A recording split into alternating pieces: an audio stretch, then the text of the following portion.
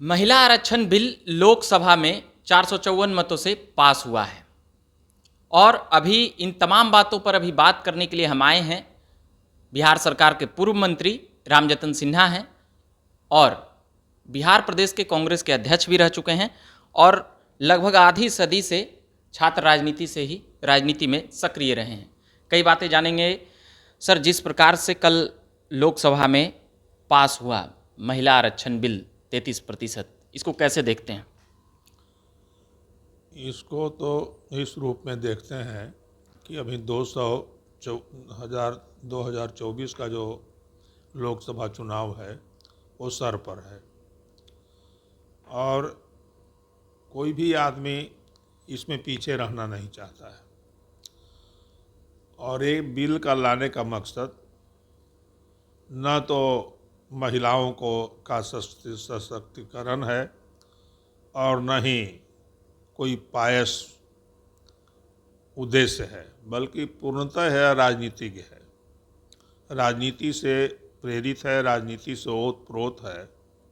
आप देखेंगे कि राजीव गांधी से लेकर सोनिया गांधी और मनमोहन सिंह तक, और सोनिया गांधी मनमोहन सिंह से लेकर अटल बिहारी वाजपेयी तक 1998 तक, यह सब लोगों ने इस बिल को पास कराने की कोशिश की। जिन लोगों ने बिल को छीनने का काम किया लोकसभा में, माननीय श्री लाल कृष्ण आडवाणी जी से बिल को फाड़ा, आज वो ताकतें भी इसके समर्थन में हैं।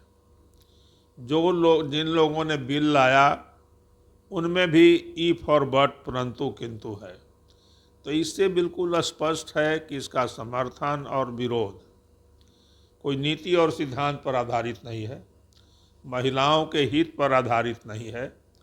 और जब सारी पार्टियां समर्थन में ही है, कौन लोकसभा में मुंह की खाना चाहेगा? तो फिर इसमें आंकड़ा 450 हो चाहे 542 हो, ये कोई मायने नहीं रखता है। हम आपको ये बात बताना चाहते हैं कि इसमें कई बिंदु हैं। एक बिंदु तो ये है कि जो लोग आज तक विरोध करते रहे कि आरक्षण के अंदर अति पिछड़े के लिए भी आरक्षण हो, ताकि गरीब गुरबों को हक मिले, तो वो लोग को ये बात क्यों नहीं आज तक दिखाई पड़ी कि जब आज भी दलित के लिए, शेड्यूल्ड ट्राइब्स के लिए, अनुसूचित जाति अनुसूचित जनजाति के लिए आरक्षण की व्यवस्था है, उसमें तो इन लोगों ने कभी ये सवाल नहीं उठाया कि समाज के वैसे वर्ग जो नाली को सफाई का काम करते हैं, जो गंदगी साफ करते हैं, वो आज राजनीति के मुख्य धारा से बिल्कुल वंचित हैं, महिलाओं से भी ज़्यादा वंचित हैं। वहाँ तो आरक्षण विदिन आरक्षण की बात नहीं हुई। तो यहाँ जो आरक्षण विदिन आरक्षण की बात हो रही है, तो समाज के जो दबंग लोग होंगे, दबंग वर्ग से आने वाले होंगे, उनको फायदा होगा। मतलब भाजपा आरक्षण यहाँ पर नहीं दे करके जो और SC ST OBC की मांग हो रही है, तो इससे लगता है कि भाजपा आरक्षण विरोधी है या दलित पिछड़ों की विरोधी है? नहीं, हमें नहीं कह रहे हैं कि कौन समर्थन में है और कौन विरोध में है, लेकिन नीयत साफ नहीं है और नीति भी स्पष्ट नहीं है। वोट बैंक के लिए ये सब हो रहा है? बिल्कुल वोट बैंक के लिए हो रहा है। जब आडवाणी जी के समय से ये प्रयास हो रहा था, तो 2014 में 2019 में यदि जातीय मन अभी तो मिल नहीं रहा है, यह तो एक दिग्भ्रमित करने वाली बात है। सारे लोग समर्थन इसलिए कर रहे हैं ताकि जनता में, चूँकि जो प्रचार की शक्ति है, प्रचार की जो ताकत है भाजपा के अंदर, उससे सारे दल के लोग लोहा मानते हैं।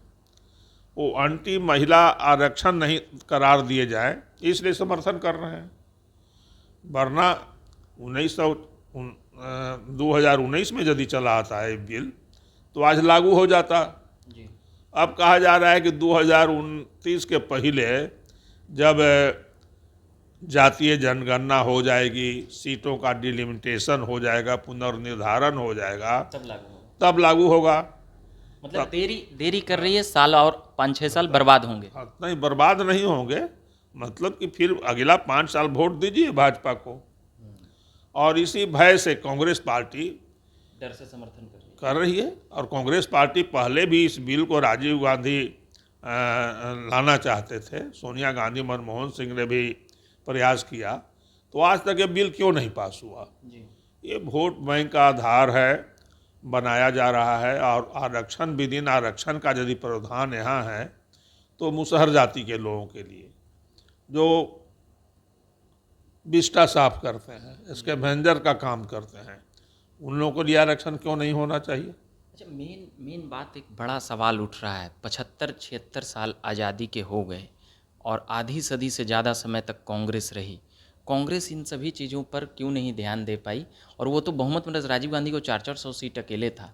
तो ये सब चीज़ों को कैसे देखते हैं? क्या कांग्रेस का एक बड़ा फेल्योर रहा है इस पर? हम किसी दल के पक्ष और विपक्ष की बात नहीं कर रहे हैं। जी। राजीव गांधी के पास भी 50 साल तक शासन करने का अवसर था कांग्रेस के पास, और भाजपा भी पिछले 10 साल से शासन में है।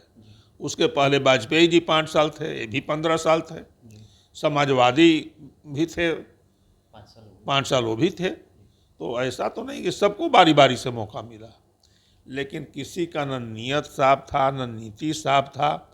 और डॉक्टर लोहिया के जो समर्थक पिछड़ों की बात कर रहे हैं, आरक्षण में पिछड़ों के लिए आरक्षण, तो डॉक्टर लोहिया का क्या दर्शन था? डॉक्टर लोहिया का तो कहते थे कि महिला, पूरी महिला जाति, पूरी महिला समूह है जो वो पिछड़ा है, बैकवर्ड है।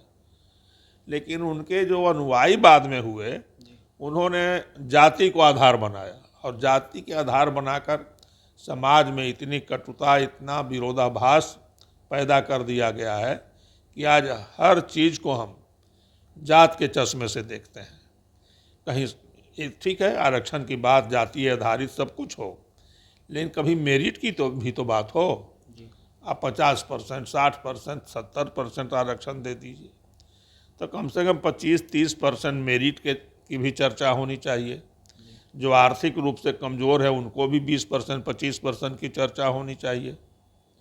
तो वो चर्चा तो हो नहीं रही है। जी, अभी बड़ा सवाल उठ रहा है लोहिया के चेलों, मतलब शिष्यों का आपने बात की है, उनके अनुयायियों का। नीतीश कुमार की पार्टी का कहना है, और नीतीश कुमार का, कि हम ये काम तो 50% दे दिए थे 2006 ही में, ये देर से जागे हैं, ये देर से कर रहे हैं। इसको कैसे देखते हैं? नहीं, उन्होंने लोकल सेल्फ गवर्नमेंट में, स्थानीय प्राधिकारों में उन्होंने महिलाओं के लिए आरक्षण किया, लेकिन उसमें कास्ट विद इन कास्ट तो आरक्षण नहीं था। फिर भी सब जाति से लोग जीत करके आए। तो अब वहीं देखिए, एक ही सरकार में 2 दल हैं, आरजेडी भी है और दूसरा जदयू भी है। एक उसके समर्थन में बोल रहा है, दूसरा उसके विरोध में बोल रहा है। तो कहीं नीति सिद्धांत नहीं है, कोई महिलाओं के हित की बात नहीं है। अब ड्रम पीट रहे हैं लोग कि जैसा आईजीपी की 2024 में मिल गया। अरे अभी मिला कहाँ है? ये 29 में लागू होगा। 29 में कैसे? यदि तक चुनाव में इफ एंड बट है, बहुत दूरी है। There is difference between cup and the lips.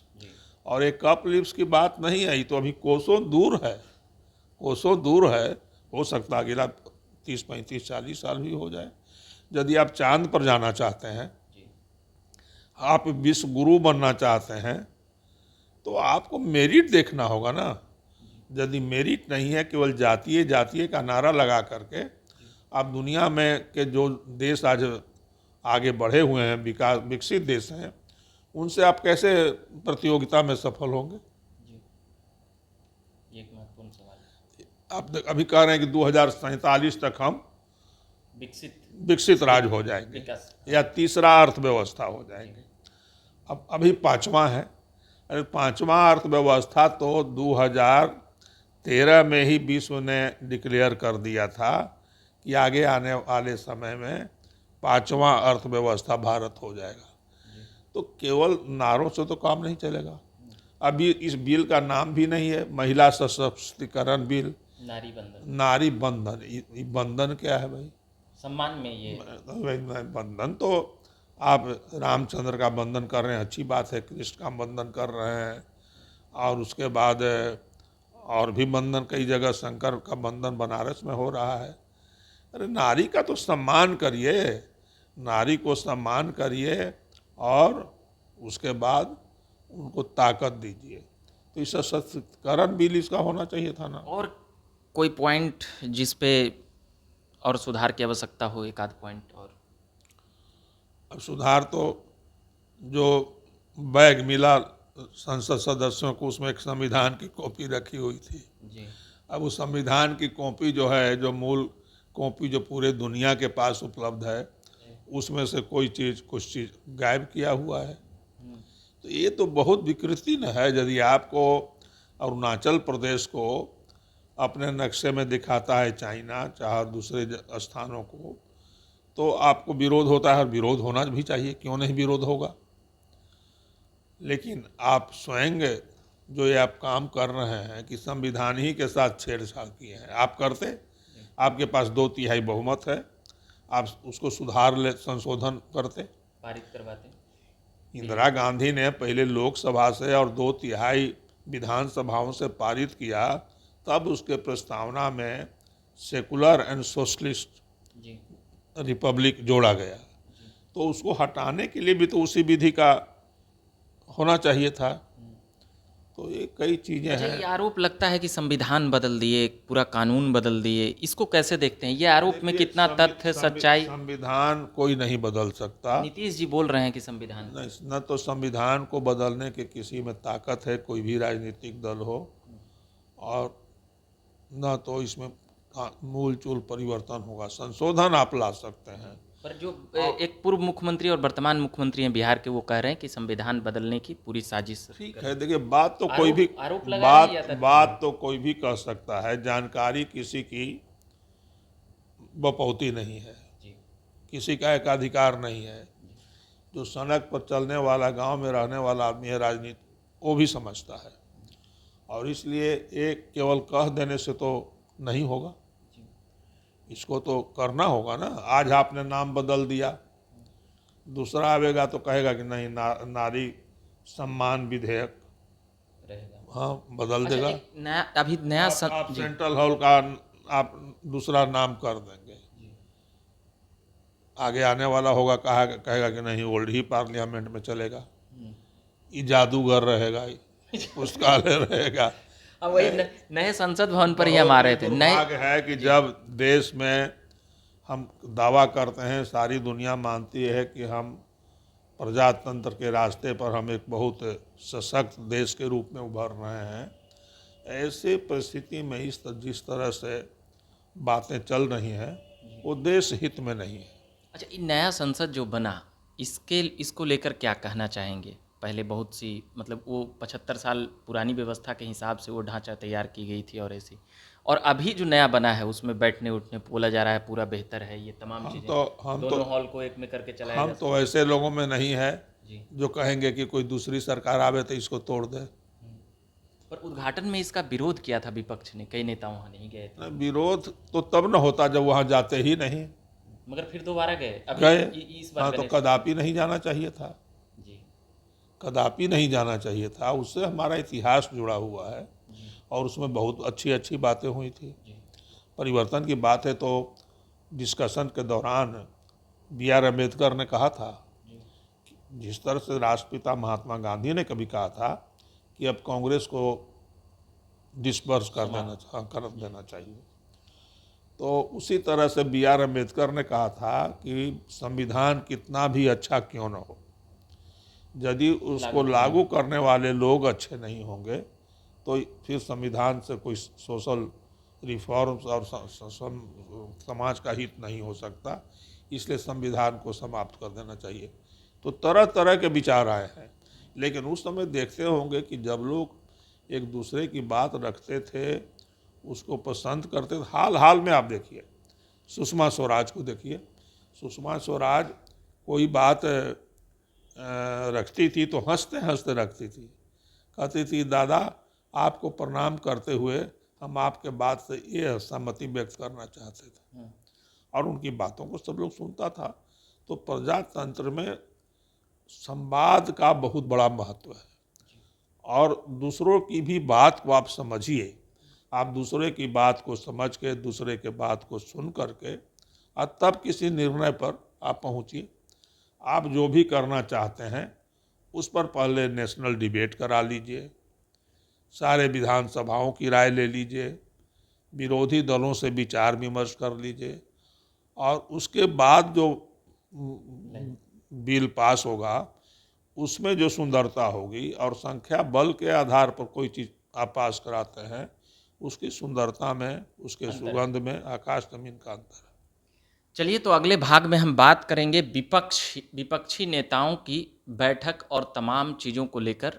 अभी फिलहाल इसमें महिला आरक्षण बिल जो सदन में आया है उसको लेकर बात कर रहे थे हम पूर्व मंत्री प्रोफेसर रामजतन सिन्हा जी से। मेरा नाम रविकांत हुआ और आप देख रहे हैं झकास भारत। धन्यवाद।